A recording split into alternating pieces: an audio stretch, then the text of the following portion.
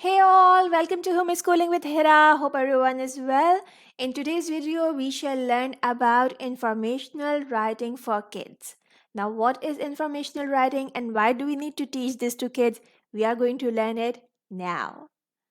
Informational writing is a type of creative writing in which we talk about facts and figures and there is almost no drama. There are some concepts that we need to learn before we dive in, so let's first have a look at them. Concept number one: what type of information do we talk about in informational writing? The information about anything, may it be an animal, a building, a country, or any historical event, anything that has some facts, you can write about that in informational writing. The second thing that you need to know is when should we teach informational writing to kids? So first, it depends on the curriculum you are following, but I suggest that grade 2 is a better point to start because a second grader has already been introduced to different types of creative writing in grade 1. So it's better to start informational writing from second grade. Secondly, and the most important thing, when you feel that your kids are ready for it. And to know this that when they are ready, check the following points please. So first please check that while reading a text, can they extract information from it? If you are asking question, are they answering? And if they watch a video documentary, can they retain the information? Third, can they write simple sentences?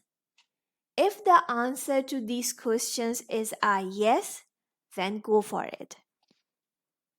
And now the question comes, how to begin informational writing with kiddos.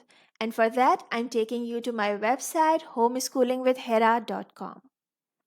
So here is the website, Homeschooling with Hera. Please go to the Worksheets tab and scroll down to find out the creative writing worksheets.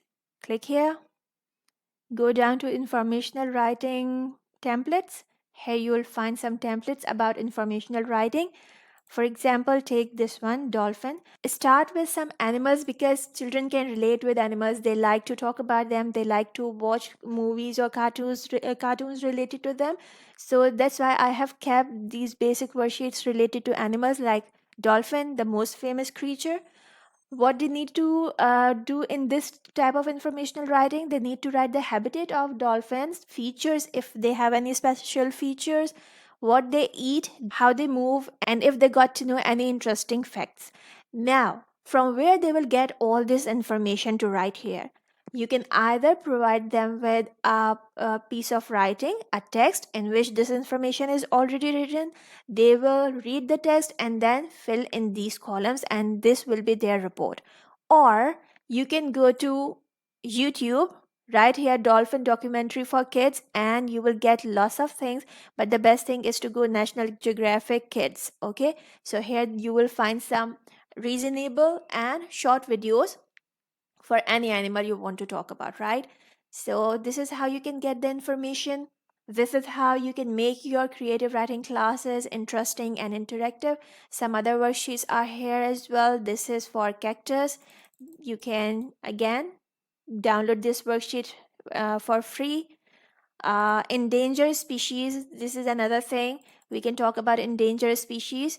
You will find the videos related to all these topics on YouTube. You can also find some text information from Google. Okay, so here you are, and just keep checking the website because I'm regularly uploading more and more resources here.